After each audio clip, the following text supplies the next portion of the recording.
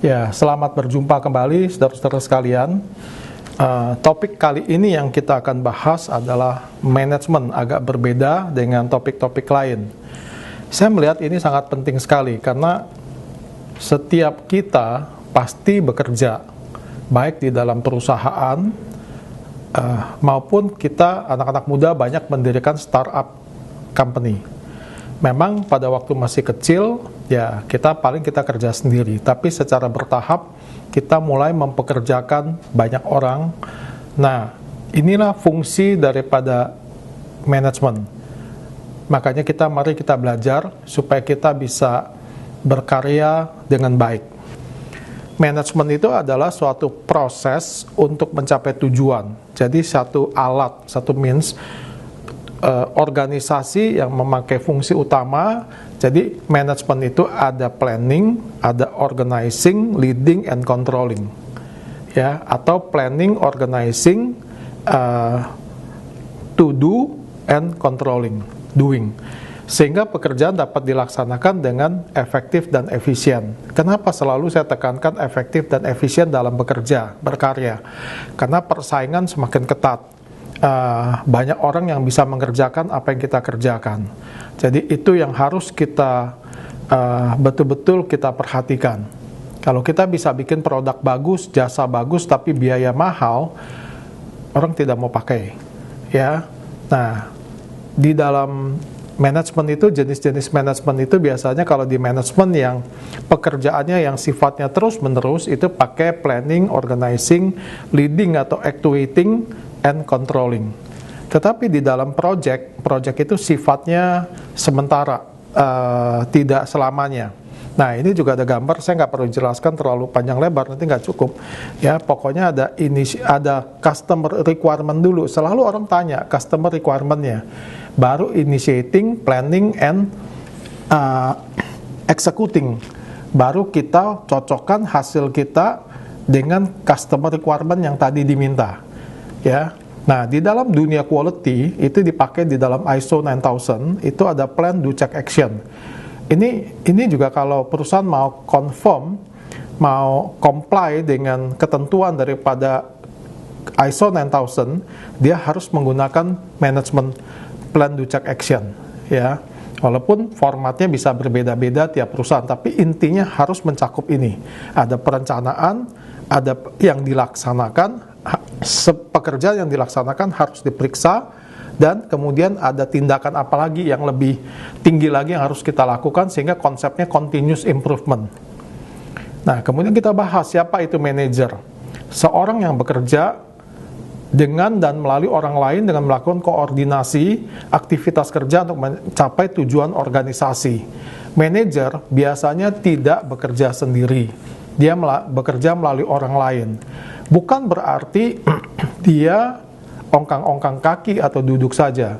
Dia membuat perencanaan, dia membuat pengawasan, dan dia membimbing bawahannya agar bawahannya bisa mengerjakan pekerjaan yang diberikan dengan baik, memotivasi dan sebagainya. Banyak kerjanya.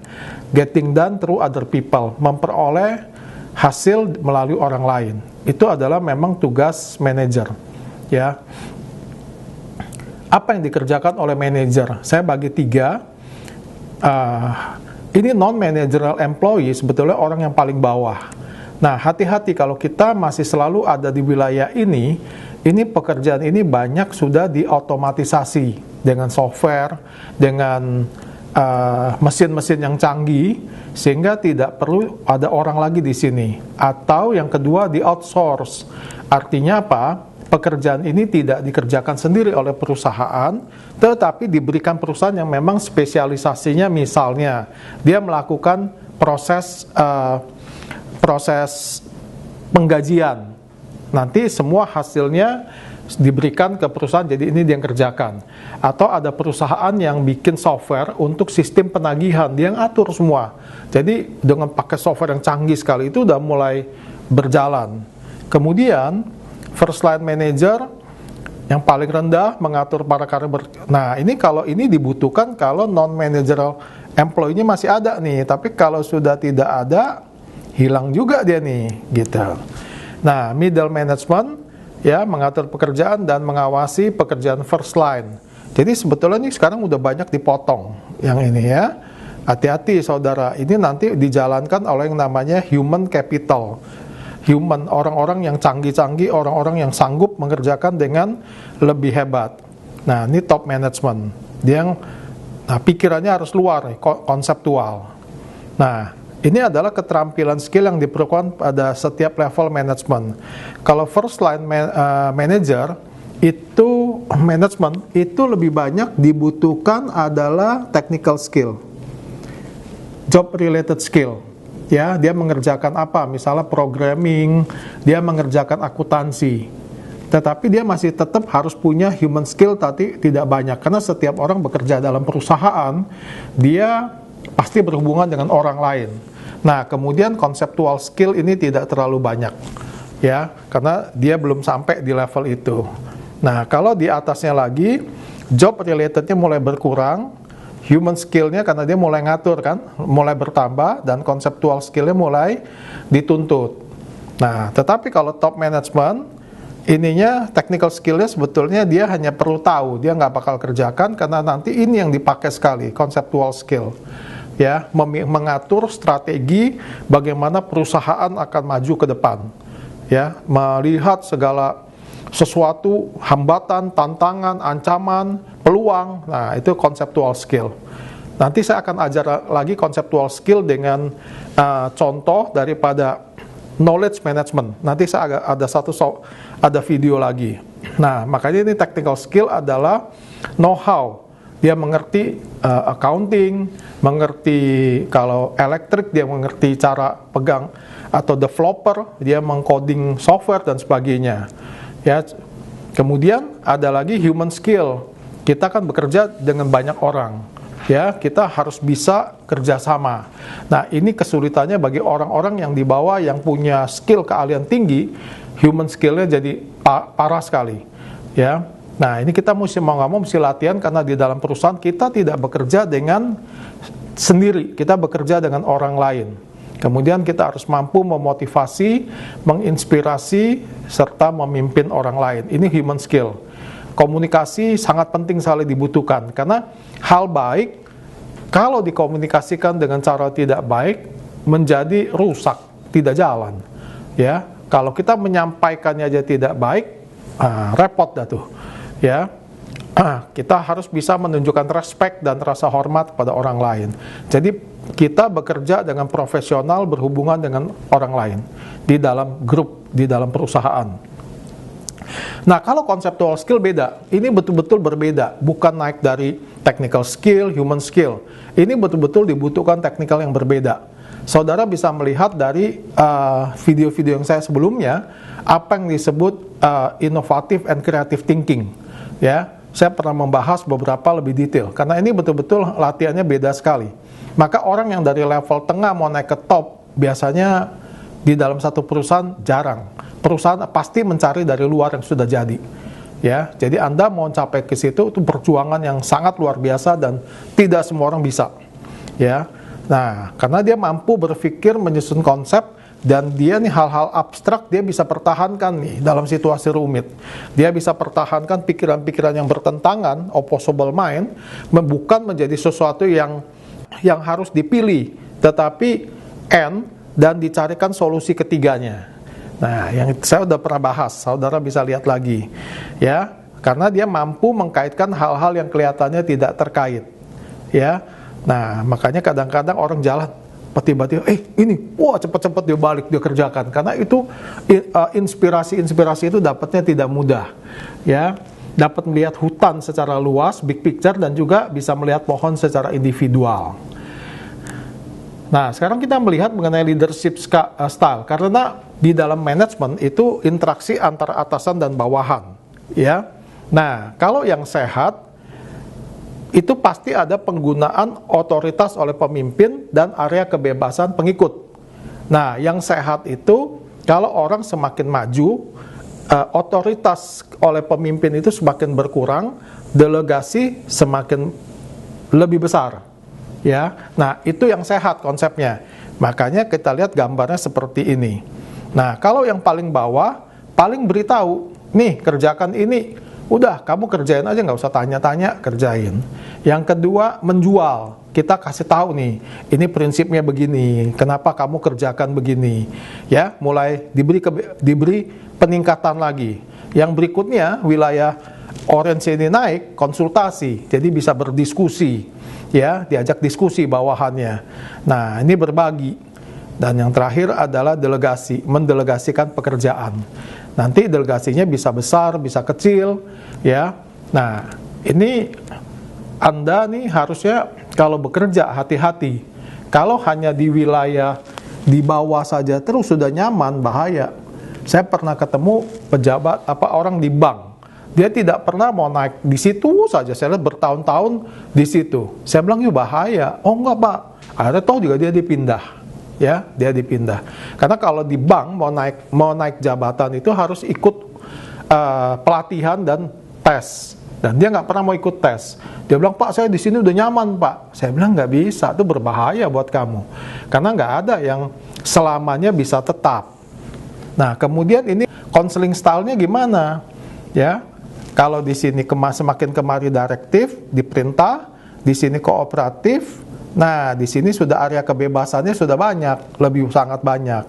Ya, makanya atasan tuh hanya memberi bantuan dan memberi semangat karena ada kebebasan pengikut. Ya, makanya counseling style-nya di sini hanya memberitahu, ya. Kemudian memberi saran. Ya, area kebebasan mulai dikasih banyak. Kemudian berbagi dan memberi semangat saja. Udah, kamu kerjakan, nanti lapor. Ya, nah begitu. Jadi di sini yang terakhir ini tidak terlalu banyak diajarin lagi, diberi kebebasan, hanya diberi semangat. Ya, hati-hati. Makanya kalau di Yosua kan kita akan masuk ke tanah Kanaan, maka kuatkan hatimu. Nah, seperti itu. Ya, fungsi manajemen itu ada planning, ada organizing, ada leading atau actuating, melakukan, yang atasan memimpin, dan tetap harus ada kontrol. Nah, ini di gereja banyak tidak dilakukan seperti ini, sehingga banyak pekerjaan dilakukan menjadi banyak tidak efisien, gitu ya. Nah, tujuan ini apa? Untuk achieve the organization purpose atau goal.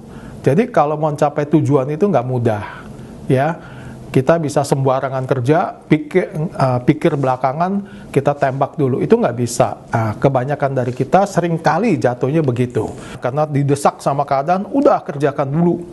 Nah, kalau kita udah terbiasa seperti ini, di dalam keadaan terdesak pun, kita tetap pikiran kita seperti ini. Nah, apa tuh planning? Ini suatu proses menentukan sasaran dulu. Kita bikin goal dulu. Ya, kemudian untuk mencapai goal itu, bagaimana? Itu namanya strategi.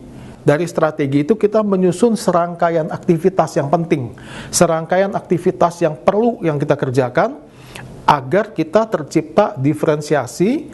Dari diferensiasi itu adalah berbeda atau mempunyai keunggulan dari kompetitor misalnya ya, dan nanti mempunyai value-nya tinggi. Itu tadi mengembangkan serangkaian rencana dan aktivitas yang komprehensif, ya. Jangan aktivitasnya yang ini bertentangan dengan ini, komprehensif, saling mengikat satu yang lain, connect the dot, ya. Nah, hati-hati, ini ada kalimat yang bagus. Jika Anda gagal membuat rencana, maka Anda merencanakan untuk gagal. Ya, hati-hati. Organizing itu setelah kita membuat rencana, kita udah tahu bagaimana kita mau mencapai itu, kita harus organize, karena perjalanan dari yang kita rencanakan sampai kita mau dapat itu panjang jalannya. Maka kita kan punya sumber daya itu harus kita organize. Nah, itu organizing, kita mengelola people, material, equipment, time, money, semua kita harus rencanakan. Ini juga termasuk membuat schedule dan sebagainya.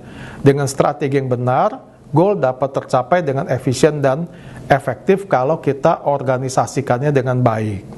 Maka jika Anda tidak dapat mengatur diri sendiri, jangan coba-coba mengatur orang lain. Latihan penting sekali. Kemudian memimpin. Nah, kalau yang anak buah, actuating, melakukan. Setelah kita itu jangan kita tinggal, lu kerjain dah nih, gitu ya. Manajer harus mengarahkan, membimbing, mempengaruhi pekerjaan bawahannya. Kalau anak buah kita semakin dewasa, semakin lebih matang, bimbingan kita, pengawasan kita lebih kendor. Tetapi kalau yang masih junior, ya pengawasannya lebih banyak. Kita harus tahu, kita harus jadi role model, membangun moral, memotivasi, membangun team spirit. Itu tugasnya. Seringkali atasan jadi memecah belah, membuat konflik management. Nah, itu nggak bisa tuh, ya. Kebanyakan suka begitu tuh. Karena dia takut anak buahnya ngegeng melawan dia, bikinlah konflik management. Nah, itu nggak bagus, apalagi kita sebagai orang Kristen. Sebuah kerjaan yang sedang dilaksanakan setelah kita planning, organizing, terus actuating, dan kita leading, tetap ada konsep mengawasi, memonitoring. Nah, ini seringkali tidak dilakukan. Kita mengontrol apa yang sedang berjalan. Kenapa? Kalau kita kontrolnya di ujung, salah, ini biayanya mahal sekali. Harusnya namanya kalau di pemerintahan kan pengawasan melekat, waskat. Jadi setiap saat itu ada mekanisme kontrol. Jadi kalau sampai di sini kita bermasalah, kita cepat selesaikan dulu. Jangan sampai di ujung kita datang, mana hasilnya? Kayak ini, wah saya simpen tuh talentanya satu, takut dicuri. Nah, begitu kan? Nah, maka Tuhan marah sama dia kan? Nah, kita pastikan segala sesuatu berjalan sesuai rencana. Jadi yang penting kita mengetahui secara dini, supaya kita jangan kerugiannya banyak. Ya, yang menyimpang itu kita tahu. Kalau setiap ada kesalahan, kita segera buat corrective action. Ya, perbaikannya gimana? Nah, monitor key performance indicator itu adalah pertama, kita cek budgetnya. Hasilnya berkualitas sesuai dengan requirement nggak? Sumber daya sama moralnya jalannya baik nggak? Biasanya satu project atau satu pekerjaan, kalau konflik terjadi, wah nggak enak dah tuh, saling ngegeng sana sini ya, itu nggak boleh. Nah, kita juga harus membangun standar pencapaian. Ya, kita harus jelas, semua orang mesti tahu. Semua didokumentasikan. Nah, ini juga menjadi kelemahan orang-orang kita nih. Ya, tidak pakai dokumen. Ya, kalau di perusahaan yang baik, itu dokumen itu penting, terutama di pesawat. Jadi kalau pesawat itu terbang kemana, itu dokumennya komplit sekali. Jadi kalau sampai ada apa-apa, mereka cukup cari dokumennya, ketahuan dah itu dari sana. Nah, seringkali kerjaan kita tuh di perusahaan banyak, yang apalagi di gereja. Nah, kemudian kita ada SOP, cara kerja kita harus bangun, supaya ini efisien. Ini bagian monitor, key performance indicator, dan itu harus dilakukan secara terus-menerus. Nah, mengapa manajemen itu begitu penting? Mari kita belajar dari Musa. Ya. Nah, ada ayat di Exodus, di Keluaran 18 ayat 13. Keesokan harinya duduklah Musa mengadili di antara bangsa itu. Bangsa itu berdiri depan Musa dari pagi sampai petang. Siapa yang sanggup? Musa sendirian, rakyat banyak sekali, dari pagi sampai petang dia cuma urusin perkara kecil, perkara gede, perkara sedang dia urusin begitu. Nah, si mertuanya Jethro lihat, mengapa engkau seorang diri saja yang duduk, sedang seluruh bangsa itu berdiri di depanmu sampai dari pagi sampai petang. Itu Jethro ngomong, dia bingung lihat begitu. Nah, dia bilang, nggak bakal sanggup kamu melakukan seorang diri saja. Ya, pasti nggak sanggup gitu. Nah, tugas Musa itu sebetulnya mengajarkan kepada mereka ketetapan-ketetapan, membuat keputusan, memberitahu kepada mereka jalan yang harus dijalani. Ini strategik, ya, nggak bisa kerjakan dari kecil sampai gede. Dia buat yang strategik, yang penting. Nah, ini dia. Dia memberitahu pekerjaan yang harus dilakukan. Itu tugas dia. Tapi nggak bisa dia menyelesaikan yang kecil-kecil tiap hari dari pagi sampai petang. Mati dia nanti. Ya, nggak bisa lama itu. Makanya mertuanya ngerti dah tuh. Syarat seorang pemimpin ini dari Kejadian 18:21 bagus sekali. Ya, dikatakan seorang pemimpin harus orang yang dapat dipercaya. Tapi zaman sekarang betul-betul menjadi sulit sekali. Dan dia takut akan Allah.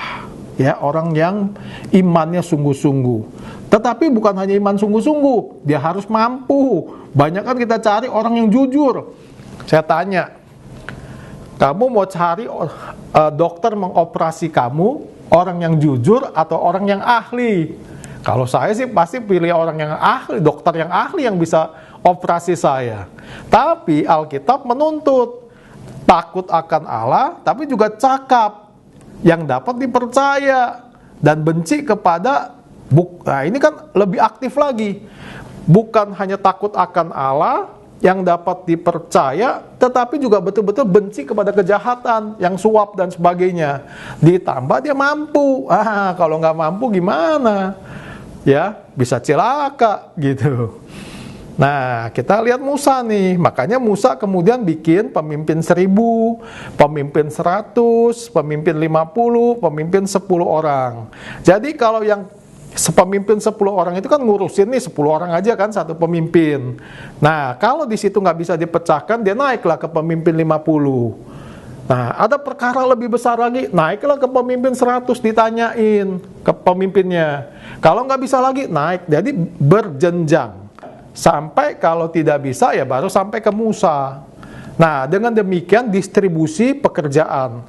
Distribusi pekerjaan itu penting sekali. Nggak bisa semua terpusat pada kita. Itu tugas seorang pemimpin. Yang terakhir, mengerjakan pekerjaan yang sederhana, itu butuh seorang diri saja. Ya, saya pekerjaan begini saja, saya butuh beberapa bantuan. Ya, di sini ada Marcelin, ada Catherine. Nah, tapi kalau kita mau kerjaan yang sederhana, ya kita butuh seorang diri. Tapi kalau mengerjakan pekerjaan sedang, ya kita butuh sedikit orang. Kalau banyak orang jadi mengacaukan ya. Kebanyakan orang jadi bingung, nanti dia bikin masalah lagi. Tetapi mengerjakan perkara besar, itu butuh banyak orang.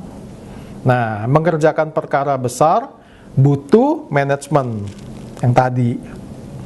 Ya, planning, organizing, leading, and controlling. Supaya efektif dan efisien. Biarlah kali ini kita belajar baik-baik, jadi menjadi orang Kristen kita bukan hanya belajar Alkitab saja, tetapi sekaligus kita belajar tentang kehidupan. Karena kalau di Alkitab, Tuhan juga ajarkan bagaimana kita hidup di dunia ini, bahwa bahkan Tuhan yang mengajarkan bagaimana menanam yang benar, ya. Tetapi sekarang Tuhan tidak mengajarkan secara langsung. Dia memberikan kepada kita belajar dari orang tua kita, dari pendahulu kita, dari teman kita, dari orang yang ahli. Dan kita bagaimana, karena kita hidup di abad 21, kita butuh manajemen, karena pekerjaan semakin kompleks, semakin tidak mudah. Ya, marilah kita menjadi anak-anak Tuhan yang belajar, yang boleh menjadi kesaksian semua pekerjaan kita. Kalau kita pakai cara yang benar, maka hasilnya juga akan baik. Kiranya Tuhan memberkati kita, dan biarlah kita bertumbuh menjadi anak-anak Tuhan yang boleh bersinar seperti bintang-bintang di langit, sehingga nama Tuhan boleh dipermuliakan. Amin.